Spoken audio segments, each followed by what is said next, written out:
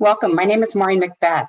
I would like to introduce our speakers today, Jocelyn Blatchley and Diane Riccardi, along with my colleague Katie Newsom.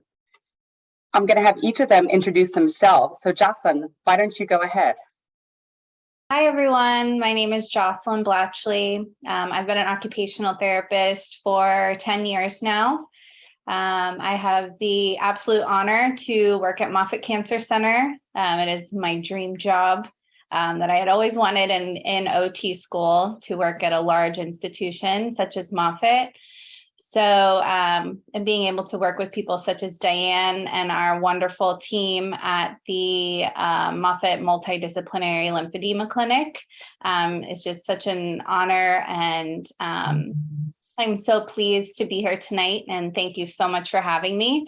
I use SOZO BodyComp and LDEX almost every day in practice, and I'm excited to talk a little bit about what that looks like tonight. And Diane, tell us a little bit about your experience. Thanks for having me tonight. I've been a practicing dietitian, mostly in oncology care at Moffitt for over 20 years. So I think my personal experience with body composition measurements started, as most dietitians did, with skin calipers measuring body fat percentage and measurement tapes, to find out where is the body fat and how much do you have. Obviously, that takes time. So it was really, those experiences were kind of limited to either clinical trials that we were doing or oncology programs like the Live Strong. We were doing a Live Strong Cancer Transitions program where we would measure body fat pre and post. So as you can imagine, until about 5 or 6 years ago, when I became part of this multidisciplinary lymphedema clinic and work alongside Jocelyn and some of her colleagues, that's really when I got to see about 60 patients a year who all had a SOZO measurement. So all had an LDEX measurement that were coming to see me as part of this multidisciplinary clinic. So this clinic was really championed by a lymphatic vascular surgeon, Dr. Nicholas Panetta, who started the clinic and brought together different, all the disciplines. And we all worked together kind of with the same aim. So we're all there to achieve kind of the maximum lymph volume or limb volume reduction prior to vascular surgery. So that's why Jocelyn's there, that's why I'm there, so the nurse is there. So we all have that same focus to reduce the limb volume as much as possible prior to their surgery. So patients who present to the clinic are usually surprised to see a dietitian there. They're expecting to see Jocelyn. She may have even referred them to that particular clinic in her treatment. But they really had no prior knowledge of the role of nutrition and body composition in the risk of developing lymphedema and in its management once it has, if it's in early stages. So now that we have version 4.0 of the impediment, I have that on every patient who presents to this clinic. So I soon realized that it wasn't just LDEX, that we had body composition. So I said to Jocelyn, I want those numbers. And she started running the program for me, so I could also get those scores, and have been using that to kind of personalize care in that clinic when it comes to nutrition and education. And I'm looking forward to doing that today with our case studies. Diane, I'm so excited that you gave me all that background, because there are a lot of dietitians in the audience today, and we're very excited about that. And so it gives me great honor to introduce Katie Newsom, who Katie is the first dietitian to work at ImpediMed, and it's her 1-year anniversary being here. So Katie, tell us a little bit about your experience. Awesome. Thanks, Maureen. Yeah, I'm Katie. I'm a registered dietitian. I live in the Houston area. I'm a clinical program specialist and team lead here at ImpediMed. And yes, it is my 1-year anniversary today. So I've been with ImpediMed for exactly 1 year, and I've loved every minute of it. So I actually work as a clinical specialist for our lymphedema prevention program in the Texas territory. But I specialize in body comp education nationally and with some international customers as well. My background is in public health and research and nutrition counseling, and I am super happy to be here today. So thank you all so much. Thanks, Katie. And of course, my name is Maureen Macbeth. A lot of you in the audience may know me. I looked over the list and a lot of familiar names. That's great, and glad to have you here. And I want to thank ImpediMed and again, my colleagues from Moffitt for joining us, because this is really an important subject. And, you know, my background as a physical therapist before that, I was actually selling physical therapy equipment. So I had my first experience with body comp equipment back way long ago in the late 1980s. I'm dating myself. But that always made me think about this. And so, you know, as I got into lymphedema care, and I'll tell a little bit more about that later, it became clear to me that we needed technology like this. And so I like to say that I think my experience predates many people who even work at ImpediMed now, because I first saw this device back in 2004. I'll tell you about that in a minute. But let's look at why we're here today and take a look at our learning objectives. Next slide, please. Thank you. So you can read these. I always hate reading off the screen, but you can see the one thing that's really important here is it's all about patients and patient care. And so when we were thinking about what we wanted to talk about today, we said, well, it's really all got to come back to that. What are we doing that's making this type of patient care better? And so with that, since we are talking about body composition, we wanted to actually ask a poll question. So we're going to pull that up now. And this poll question is quite simple. It's just a yes or no. Do you use any type of body composition testing in your practice? You know, so that could be tape measure, calipers, bioimpedance, one of those scales. We're going to give you about 30 seconds to vote on this. So we have to leave this up. You know, while we're thinking about that, it's important to, I was on a call earlier today with some PT students who were in the audience, and I asked them, have you done any training on this in school yet? We're musculoskeletal specialists, and they said for about 5 minutes in one of their labs that they actually got skin calipers out and they all pinched the little roll around their belly and laughed, and that was about it. So with that, let's move on, and we'll look at those answers in a little bit. I don't want to look at them quite yet because I want to talk a little bit more about this. And so next slide, please. This is sort of a timeline that a lot of us, we're familiar with this, right? I have been working with the SFB7 research device that ImpediMed makes. It was the precursor to the U400, which was then the precursor to SOZO. So SOZO, remember, came out in about 2017. And in between there, Jocelyn, you were telling me you had some experience with another device as well. I think we even have a picture in another slide. Mm-hmm. Yes. What was that? It was similar to the SFB7 research device, and I also used the prior LDEX machine. Okay. Mm-hmm. Diane, how about you? You said earlier you used, I think, calipers. Yeah, so as part of, we were doing a cancer transitions program for breast cancer survivors, and it was a weight management program because many of them had gained weight during treatment or after treatment. And we were doing, we were using calipers, and we were also doing skin measurement tapes. And then we were able to get bioimpedance. And then I had them, you know, with the electrodes. So doing that process, but looking at their body composition measurements pre and post intervention. And you mentioned something about how long it took, because you were part of research usually. So Right. how long does it take? Because honestly, I've never taken caliper measurements other than that one day in school. So I guess what takes the longest is for the patient to get undressed. And when we were doing it that time, many women wore pantyhose. So that was pretty popular then. So they would have to remove those. So that would probably took the most time. But then, of course, when you're measuring body fat and calipers, and Katie's probably done this too, is you're kind of targeting the areas where women or men, whoever you're measuring, gain fat. So basically, it was pretty intrusive, I would say. I mean, we knew the members, you know, of the class. So we knew each other. We didn't just meet at that first, you know, time. Yeah. But yeah, it was pretty intrusive, and it took a while, and it was not something that, you know, I thought I could do in the clinics. Katie, what about your experience with that? Like in public health, what were you able to use? Was there anything that was quick and easy? Yeah, absolutely. So my experience has been with skin calipers, single frequency BIA tape measures. all the above. But yeah, I've mainly used them in research and public health setting. It's funny that Diane says that it's intrusive, because I actually learned how to use skin calipers by measuring the fat mass on my boss at the time. And I was like, I can't do this, and I was just like, it's the worst thing ever. So there was that huge learning curve, and my test subjects were very ready and willing, but not the most fun environment.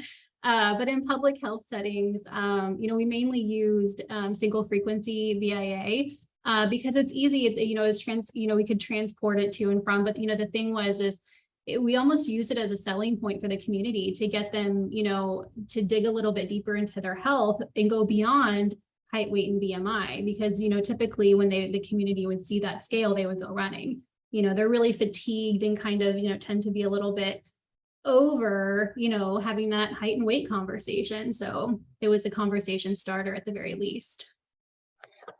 Yeah, I think, Jocelyn, I know we were talking about this. It's kind of a nice segue into the next slide, because in the lymphedema world, right, we've always been told that a high BMI is, a risk factor for developing lymphedema.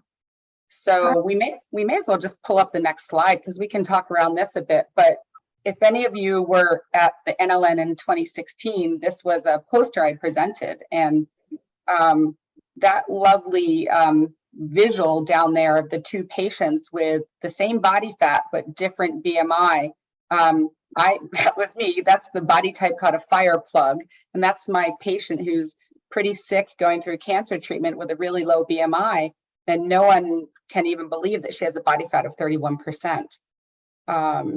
So, I know we've talked a little bit about this. Have you guys looked at your average BMI or body fat in your patients yet? So we do in our surgical clinic. We try to consult patients to get their BMI under 35, and that is a setting that has been placed by our surgeon. So Diane and I work together, she on the nutrition side and myself on the exercise side, to try to counsel these patients in order to get surgery.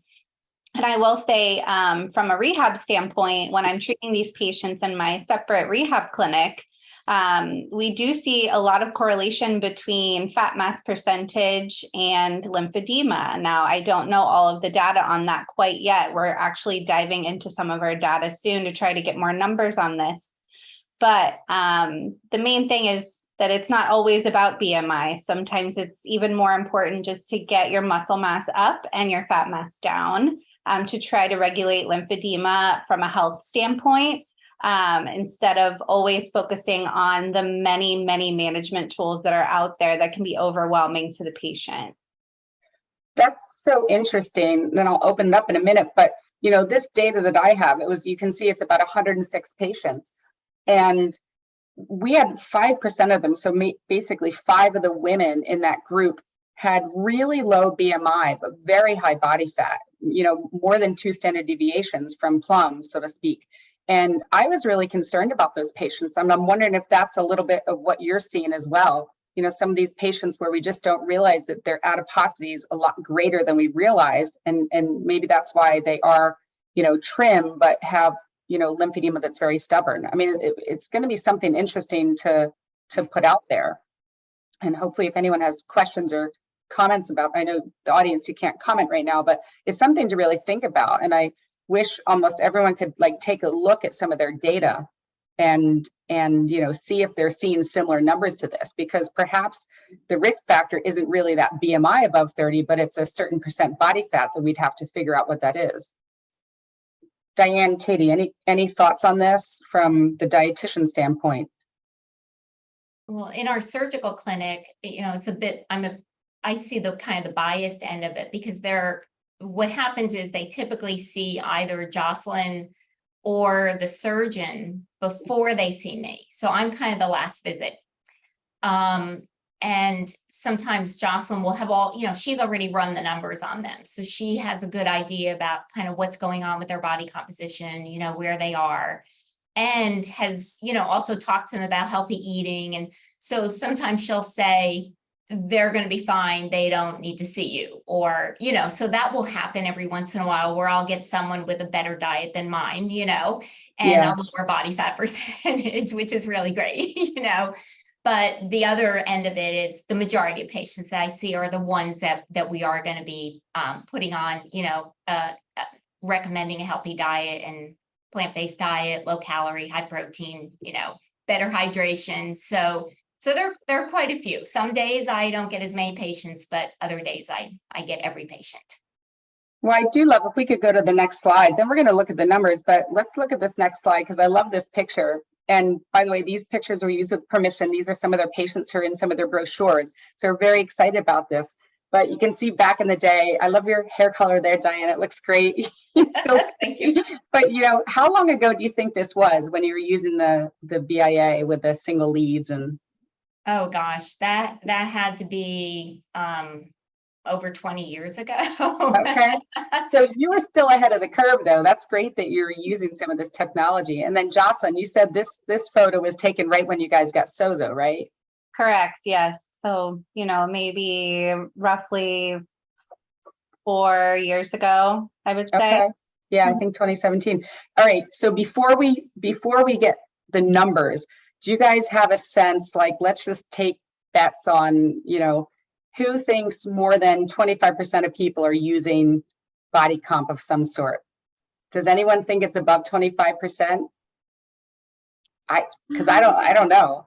I could be shocked. All right, drum roll. Let's see the numbers, please, if we could, before we go into the case studies. Oh, wow. Okay. So I'm completely wrong. That's amazing. I'm very excited now that we have that many people that are using some type of body composition tool. So when we get into the Q&A, have some selection bias in the audience because they're interested in body comp, so they might already be. I hope, because yeah, no, I think this is wonderful. Okay, we can close that, but that's very exciting. So I'm glad to hear. And perhaps when we get through the case studies, because I'm going to let Jocelyn start her case study, but as you're asking the questions, just if you don't mind letting us know, say right before you ask your question, say, I currently use such and such technology, and then ask your question, because I'd love to see some of those and be able to let the audience know. But Jocelyn, why don't we let you get started? Because your case study is really interesting, and we can go to the next slide and start that. Take it away, Jocelyn. Thank you. So I have countless patients with similar case studies, but this one was pretty recent. So it is something that is fresh in my brain, which is always important when you're doing these things. So this woman was 72 years old. She unfortunately developed left lower extremity lymphedema due to metastatic melanoma. Now her melanoma was stage 3C. So, you know, we're not saying that it's widespread, but it is, you know, very, very serious. And she was undergoing treatment with surgery, radiation, and had actually undergone a few rounds of immunotherapy in order to get this under control. So all of her treatment had been back in 2020. And she initially saw me in December of 2021. So you can see that initial LDEX reading was very elevated. And, you know, she was having lots of complaints of heaviness, achiness. She was starting to get pain, and her leg was quite swollen. Unfortunately, in her case, she lived about an hour and a half away. And so I gave her the option of finding treatment locally. I, you know, assisted her in trying to find a certified lymphedema therapist closer to home. And then I offered her a surveillance visit to come back and get checked again whenever she was done with treatment, just to keep in our system and make sure that her lymphedema was improving. So you can see there was some length of time in between that first initial visit with me, and then she underwent some form of lymphedema treatment closer to home. And she returned back to my clinic in June after she was done, and she was still very unhappy with the size of her leg. She was the type of person who's very active. Her leg as you can see, her numbers improved in June. So she went from a 34 LDEX to 22 with treatment locally. But she decided that she wanted to undergo some treatments here at Moffitt. And I said, okay, as long as you're willing to make the drive. So we were able to start a modified plan of care for her. Now, I can't say that she underwent the traditional CDT where we're doing 4 to 5 days a week of compression bandaging, but she was more interested in this body comp. So we did this each time she came in, and each time, as you can see, her numbers, she was very concerned with them. She was concerned with her fat mass. She was concerned with her skeletal muscle mass, which you'll see in the next slide. And so she wanted to also work on those things as well as getting into the right garment. She was having trouble getting into the proper garment and finding something that worked for her.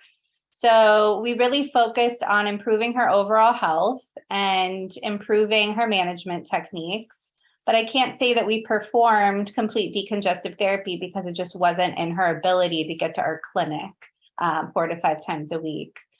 So I looked at the numbers and I said, listen, let's try something here. Let's really work on your exercise routine at home, but you first have to get into a proper fitting thigh-high garment. We got her into a flat knit custom garment, and she started performing weight-bearing exercises. She started off with just body weight and then went on to using 1 pound ankle weights to do some of the lymphatic drainage exercises we prescribed. And she was able to get her fat mass down. If you want to move to the next slide, she was able to get her fat mass down about, I believe, 3, let's see. Yeah, so she went from 66.4 pounds to 64.6 pounds. So from 36.9% to 36.1%. And this was only in a short amount of time. We did a modified plan of care of about a month. And she also improved her skeletal muscle mass from 42 pounds to 44 pounds, 23.3% to 24.6%. She also worked on her hydration. She felt like she was less hydrated. So she went from 4.1 HIDEX score to 13.1, which is quite significant. The main thing to note with this patient is that her BMI really didn't change. Her weight went from, within 1 to 2 pounds overall of what we first started, but her LDEX went from 22.1 to 5.5, which is quite significant. And even I was honestly surprised of her results just because we weren't doing bandaging and we were doing modified CDT. So you tend to see less effective results with that. But in her case, working on her muscle mass, her fat mass, and her hydration really improved her overall, not only her life, but the status of her leg, and the fact that she was able to not have pain and be able to participate in things like exercise, daily activities that she was unable to do prior. And she was quite pleased with this. And even on discharge day was just thrilled that she got such great results just by undergoing BodyComp analysis and taking charge in her overall health and improving her healthy habits. So this is a busy slide, but it does kind of go over what we did. And like I said, I was just thrilled for the patient because, as you all might know, lymphedema management is very cumbersome. It can be very intruding into a patient's life. So to be able to get these kinds of results just by improving your healthy habits is quite extraordinary. And we continue to use this with patients going forward through each plan of care that we make.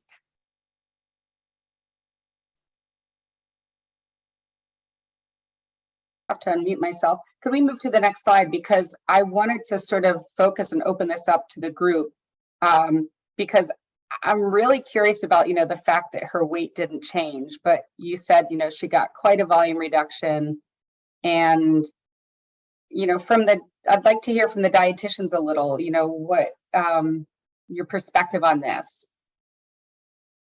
Yeah, definitely. I mean, from my point of view, I think it's incredible that, you know, we were able to see so much, you know, a shift in fluid. But we saw, you know, she maintained her muscle mass and her weight stayed, you know, the same. This is, it's really great for this patient. I'm curious to know, did you mention how the patient kind of felt after getting these body comp results and kind of seeing her high dex go up and her weight kind of, you know, stay the same? Sometimes when our patients get on, you know, the scale, it can be discouraging when they don't see weight loss, or if they even sometimes see weight gain. But then we dig a little bit deeper into that body comp and they really truly see where, you know, we can break it down a little bit further.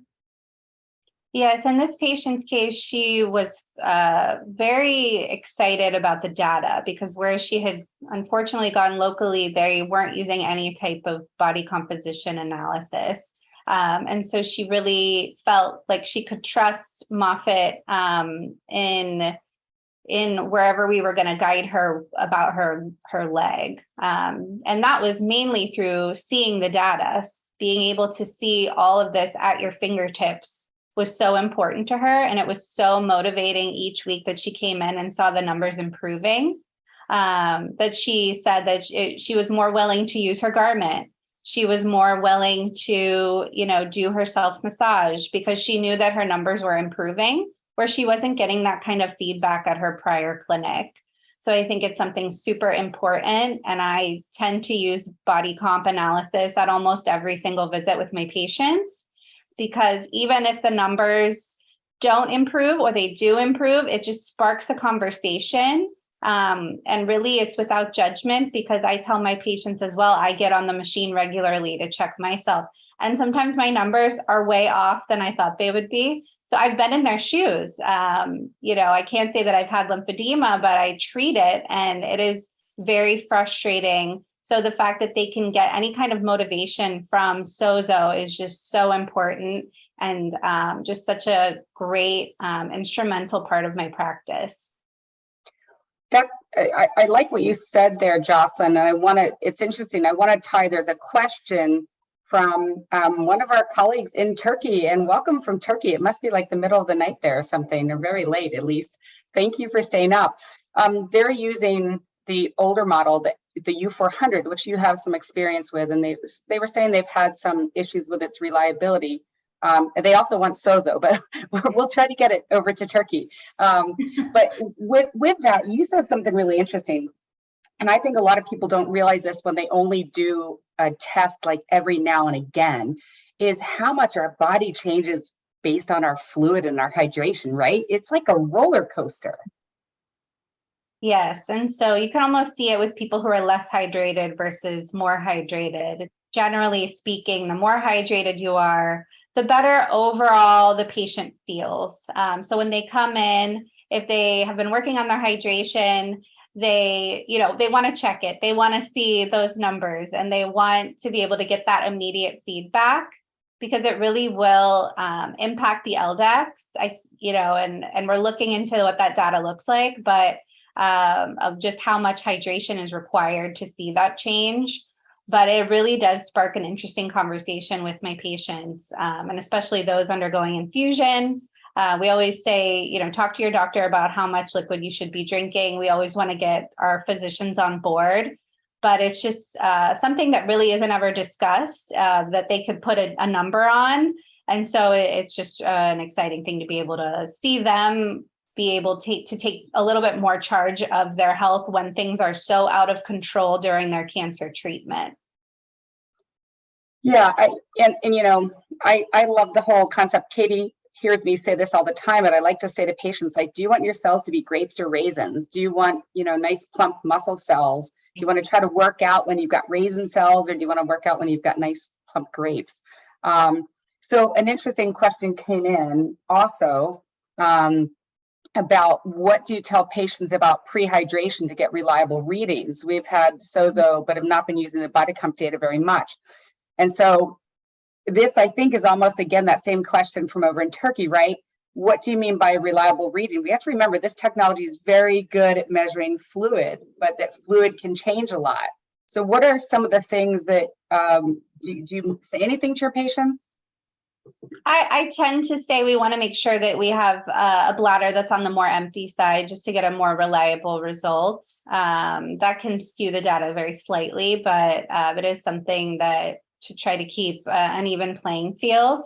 And then as far as reliability with the SOZO, I mean, we were super lucky this year to be able to convert to version 4, which gives us our co-plots, those nice little numbers to tell us if our reading is actually reliable or not. Before the version 4 came out, we were really having to decide that on our own. And so we would get maybe less reliable results if those co-plots didn't line up.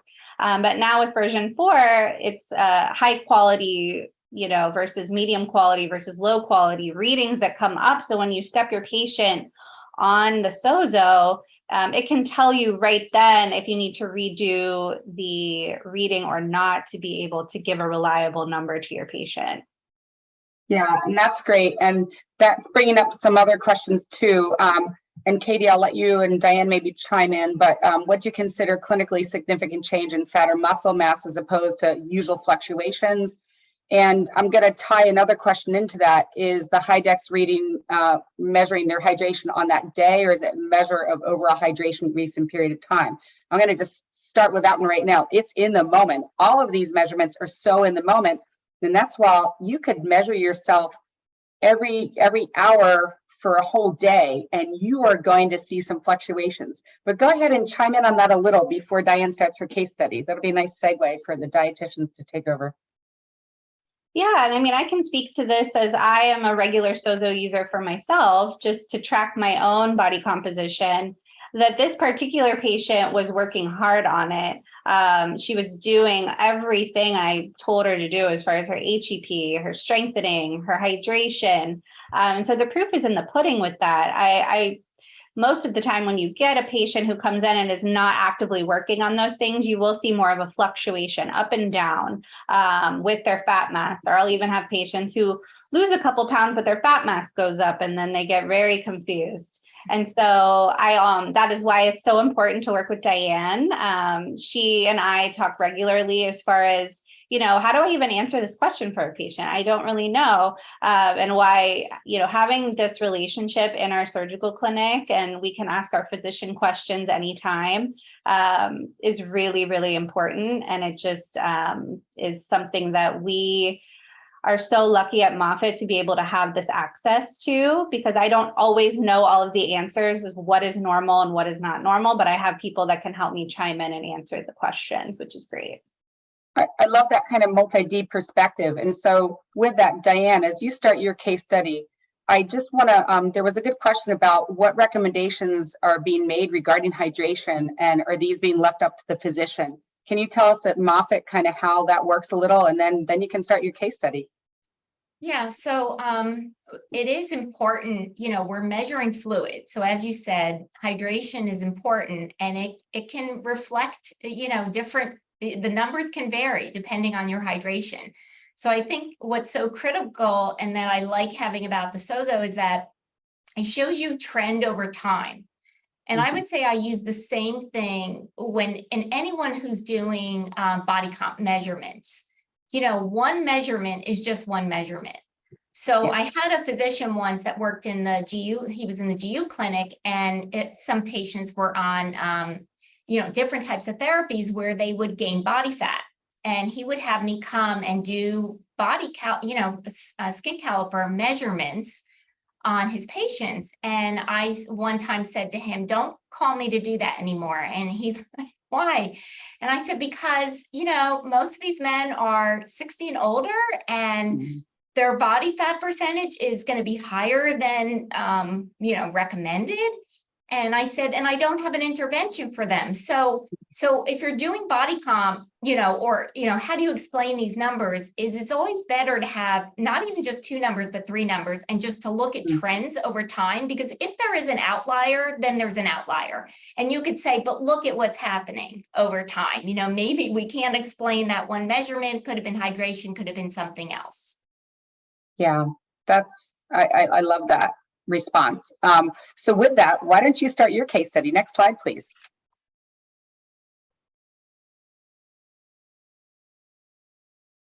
Oops. I'm not running this. Oh, there we go. Okay. So yeah, so this was a patient of mine, again, very recent patient, still in treatment with us. She's a 49-year-old female with left breast cancer. And she was initially diagnosed and treated 15 years ago. So she was only 34 at the time. So she received quite a bit of treatment, all in, the goal for cure and to prevent recurrence. So she had chemotherapy, multiple surgeries, as you can see. She had a complete lymph node dissection, which was 24 lymph nodes removed under the left axilla. She had radiation to the chest wall and to the axilla, and she was on hormonal therapy and then did breast reconstruction on the left side. So soon after treatment, this is before we knew her, she reports that she developed left upper extremity lymphedema.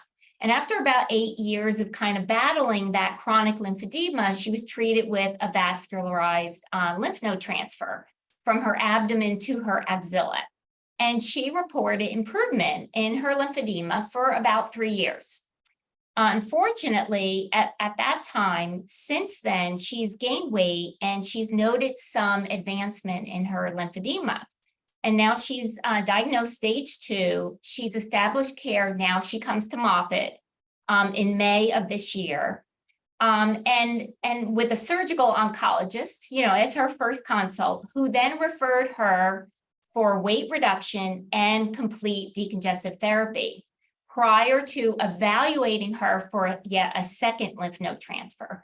And they gave us kind of that BMI target that you've been hearing about, less than 35. Next slide. So her very first SOZO BodyComp score was done on May 25th. So on May 25th is the date where you see, we did set this date as our baseline. So if you see the dark line in the Hydex and the skeletal muscle and the body mass index, so that was her baseline. So that was her May 25th measurements. You do not see the baseline on the fat mass because her initial and, her fat mass percentage was over 40%. So it's basically off the chart. So you're not going to see her baseline there. But so the 3 types of measurements that we looked at is we looked at fluid, we looked at tissue, and we looked at BMI or weight.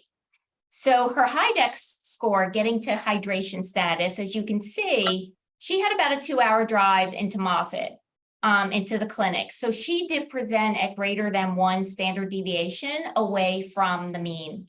So as far as hydration, it was recommended that she increase her fluid intake, which she did. And as a result, the Hydex displays her fluid status compared to average. So the mean is right in the middle. So she is still on the slightly dehydrated side, but she's improving. So we were happy to kind of see that. But you want to be as close to the mean as possible with adequate hydration because your lymph fluid can't flow properly without hydration. So this was her main concern, her lymphedema. She's here for therapy to try to get a lymph node transfer. So to be able to do that, we really did recommend hydration. Now she's also here for weight reduction. So we prescribed a low-calorie, high-protein diet or adequate protein so that she loses weight, but that she doesn't lose the part of her weight that is actually burning calories, which is her skeletal muscle. So what we did see in the skeletal muscle mass is that it is less than the mean, which we do see in people who have lymphedema or women who are overweight. We'll see kind of lower skeletal mass for a young woman. This was lower than the mean. So we really wanted to improve that because, primarily it wasn't just about energy burn, but I said, you have to resume your exercise routine. She just moved to Florida, this year and had started a new job working remotely. And I said, you absolutely need to exercise because look at your baseline, skeletal muscle. We really want to improve that because that is your pumping action for your lymph fluid. So you need that assistance. You had surgery, you had radiation, you had all these things that compromise your lymphatic system. So you're really relying heavily on that skeletal muscle pump. Next slide. So basically improving, was her body fat percentage. So, you saw that hers was kind of off the graph, and it did improve some. So her fat mass, this slide shows kind of trend over time. Remember I said how important it is to kind of see trend over time to explain what's going on, to educate the patient. But her fat mass did decrease some. So she was happy to see that. And of course, body fat not only impedes lymphatic circulation, but it also, the lymphedema itself leads to fat deposition. So it's kind of like this, I would almost say it's like a bidirectional relationship between the two. So she was pretty happy with her results. We saw her over a period of time. Overall, she lost about almost close to 11 pounds. Her Hydex was improving, right? We asked her to hydrate a little bit better. So she did do that to get more accurate measurements and basically to get, more lymph flow, better for her lymphatic system. The good news is she lost weight, but very little of it, if any, was skeletal muscle, because we kind of saw that at least stay the same in that top graph, the skeletal muscle mass. And her BMI is decreasing, which is really what the surgeon was primarily looking at the time, was let's get her, at a body mass index under 35. So as far as, if we go to kind of the next slide, we can kind of bring in some of the chat questions, and we can talk about if anybody had any questions kind of specific to this. But, we got pretty good results and pretty good outcome there.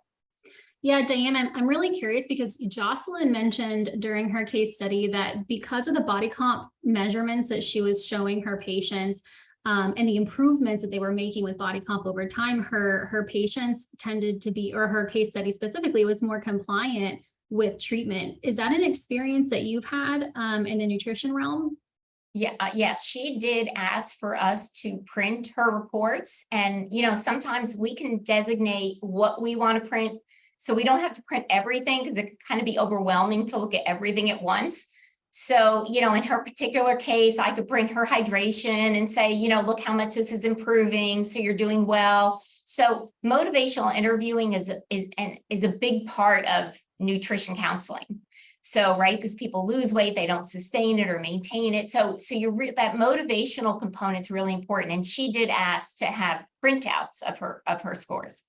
Yeah, that's incredible. I mean, this is another one of those examples where we're seeing muscle mass it's maintained, if any, and actually it was increased a little bit, but her weight, dropped pretty significantly. So I think it was about 11 pounds over a 3-month period. Did she struggle with weight loss at all before coming to see you? She had, and she had, tried multiple things, but was never really able to sustain the weight loss. And then, yes, she had some difficulty with that. And so when she came here, I think she was welcome to the assistance we were going to provide her. Yeah, that's incredible. We do have a couple of chat questions here that I was going to read. One of our chat questions was open to Diane or Jocelyn. Curious if you charge every time you do a body comp SOZO measurement. So every time I do a body comp measurement, we do charge, but Moffitt is,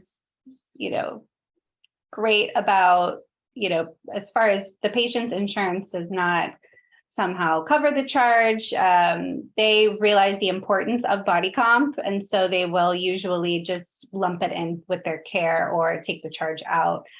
So we're lucky at Moffitt to be able to have a great billing team that we talk with regularly. But yes, I do bill each time I do body comp.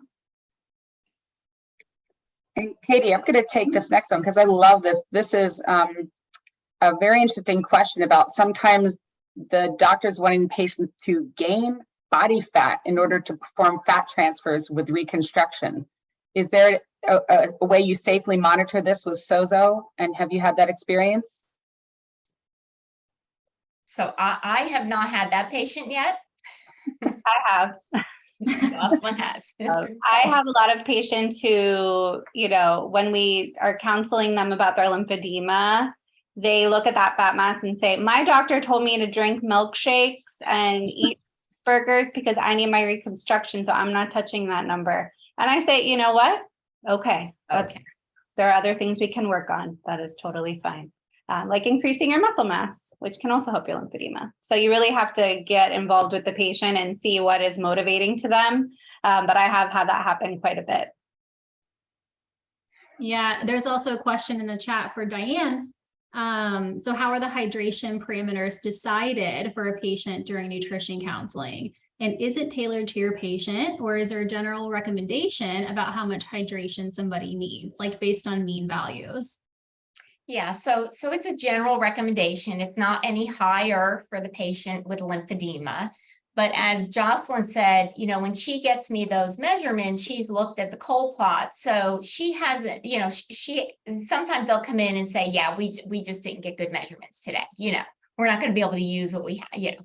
But most of the time, you know, if she's coming in and giving me numbers, then we've got someone who's, you know, who's had a good cold plot, and we can use that. But yeah, the recommendations are generally the same for, as you would do for any patient. You know, sometimes we'll do 30 mLs per kilogram body weight, you know, as a hydration point. And then I'll talk to them about generally, you know, what are signs of good hydration, you know, as far as what you should look for, you know, in those. And what's great about, you know, having the HYDEX is that, you know, we've actually got some at least comparison, you know, to a mean score that we could say, you know, and you're a little under, and they'll go, oh yeah, I don't drink enough. And I will say, I have quite a few patients who are camels. I mean, for quite a few patients who just do not drink enough. And I will say that since at Moffitt, you know, outside in the clinics and with patient facing consults, you know, we have to wear a mask. And it's hard to drink. I mean, Jocelyn has her, you know, it's hard to get the fluid in. I've run, you know, much lower in my fluid since COVID than really I ever have before. And it was interesting that both of you talked about, you know, some of the barriers. You actually talked about the geographic barriers, like patients having to travel far distances. And so, you know, if you have an hour and a half drive, you know, in Florida, there's not like rest areas. You're not going to drink anything that morning. And so, you know, that is a problem sometimes. And especially if they're coming in, we're going to exercise them in the clinic. I'm like, get here early or something and hydrate a little. And sometimes I know the intervention for me has been to sit someone down and actually, you know, have them drink the water right then and there as we go through the session. So I think that's great. What are some of the other barriers, though, that you have either experienced or anticipate people experiencing when they're trying to get their multi-D team to start to use BodyComp? Well, at least from our standpoint, we're always running against infusions, medications from a patient standpoint. So if somebody comes in, you know, and they're extra hydrated from getting fluids from an infusion, that's going to kind of throw off their cold plots. It could throw off their extracellular, intracellular fluid numbers, which then it's going to throw off other numbers. So you're always having to look at where the patient's at on their treatment journey to be able to implement some of these things. And obviously, if the patient is feeling bad from chemotherapy, that is a barrier, obviously, for any practicing therapist. You really have to navigate that well and work with your patients on meeting them where they're at.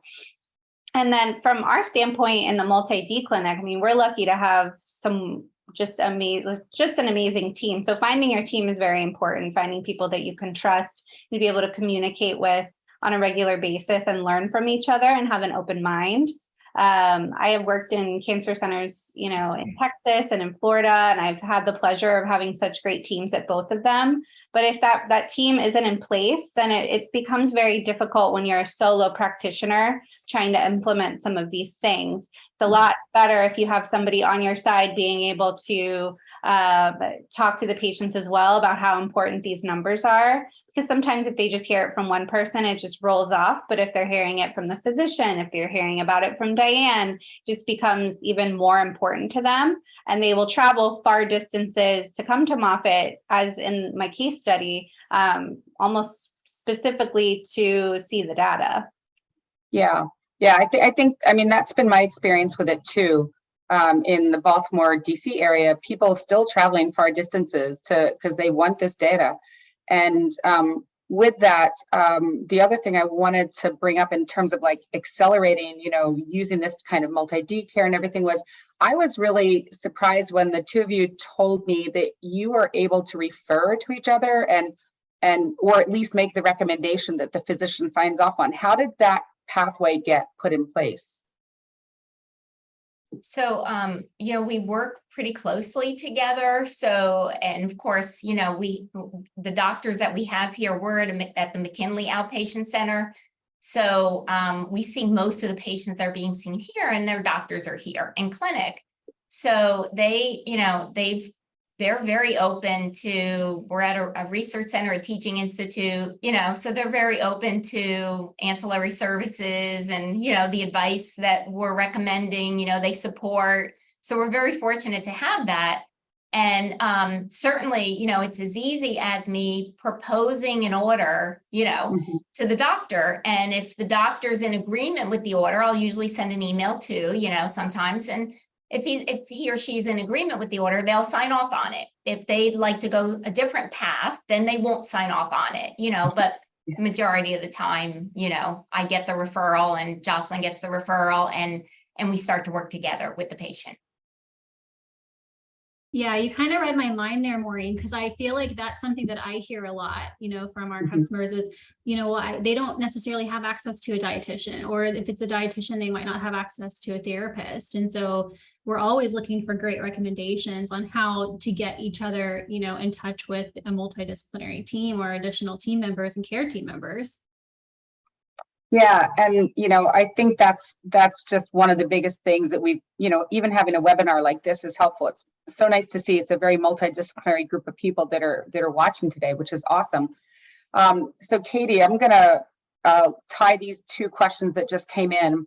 One was about having patients who always have a negative hydration score despite claiming they drink 2 liters per day. Is there a metabolic reason for this? And also, if you could then sort of answer, is there recommended time to wait after infusion treatments for most reliable numbers? Yeah, from my experience, when we're looking at HiDEX and hydration and how much water somebody drinks, some people do just kind of sit a little bit to the left. They sit a little bit negative. My question would always be, where do they start? Do we have a baseline? How long have they been drinking that much water? And maybe that might not be enough water for them. So we're definitely looking at a baseline for that specific patient. And in addition to that, other body comp parameters as well. So we can't always just look at one body comp output, but we're gonna go ahead and look at muscle mass and fat mass as well, in addition to that HiDEX score. Yeah, I know my HiDEX score, I tend to run low, and I think I've one time had a positive number, and it's just, and I like to be within that 1 standard deviation, then I'm winning for that day. But with that kind of ties into that question though about people, and this will be sort of the last one, to get what someone asked, how soon after like a infusion visit will you get an accurate number? And I just want to say your number is accurate in that moment all the time. I mean, we are so good at measuring extracellular fluid. The issue is what's that doing in the body? And so that's where you may see all of a sudden their ECF is through the roof. And we see that a lot of times based on a treatment effect. So anyone else have a comment on that? No, I agree with Maureen. I mean, you have to just look at the data of where it's at and know that it was accurate at that moment. You can't always, if they're right out of infusion, you have to look at everything as a whole, right? And so, I usually say, maybe we don't look at these numbers today. The next time you come in, we'll skip today and we'll look next time. If they're coming in with, visible all over swelling and, they just got infused, that's probably not the best day to do a SOZO reading, but it just depends on the person. You're still getting an accurate measurement. It's accurate in that moment. So you have to just look at each one individually and see what works and what doesn't. And I love that. If we could have the next slide, because I think that really starts to hit on some of our key takeaways as we wrap this up. And, one is that this is an objective measure, and it really is what's happening in that moment. And I think you've all spoken so well that this data is actionable and it really empowers the patient to make choices. I mean, this is really if we tie in that billing question a bit, this is about shared decision making. When you give patients this option to have something like this, they're often willing to pay for it, even if they have to, but they need to be the one that makes that decision. And I think when they see, how the body comp isn't just about weight or BMI, that, at least in my experience, and I'm echoing what you've all said, that really helps people. And so I think it applies to every patient. We had a couple other questions here. In a nutshell, we can't really do telerehab with SOZO. The patient does have to at least get in for a measurement. And I love the question about how to get them to purchase SOZO. And for the guest who asked that, we will reach out to you and talk about this. But I want to hear from everyone. One last final statement. I'm going to go first, then I'll let Jocelyn and Diane go, and Katie, you can wrap it up. But I just want to say my final statement is I'm so grateful that I met Jocelyn and Diane back in the day when I went to speak about body comp. I was obviously passionate about it. My heart is so full with what you've done for so many patients. And given that, Moffitt treated my uncle for his cancer, which he didn't survive, but he had wonderful treatment there. I just want to thank you all. And I'm just hoping this webinar helps spur all of us to connect and work together to have body comp be something we can use for all of our patients. Go ahead, Jocelyn. Well, I'm so sorry about your uncle, Maureen. I didn't know that, but it really has been an honor to be here with you guys and to be on the panel. As far as body comp, it really is so important to my practice. I think from when I started as a lymphedema therapist, and you're brand new and you have almost no idea what you're about to embark on, to now where I'm really feeling confident about talking about all of these things with my patients. It really just makes you a more informed practitioner, and your patients appreciate it. Your colleagues appreciate any data that you can bring forward to them as well. So I would just say body comp is so important. It's not always about BMI. If you can make actionable changes in their muscle mass and their fat mass, you usually will see it in their limb as well. So that is something to be so just proud of and to hone in on with all of your patients going forward. Diane. Yeah, I just wanted to thank you for having us here today and kind of spotlighting, what we've been doing at Moffitt Cancer Center and, some of our patients. Using body composition, I hope it's a trending curve, that it's a growing trend, I hope.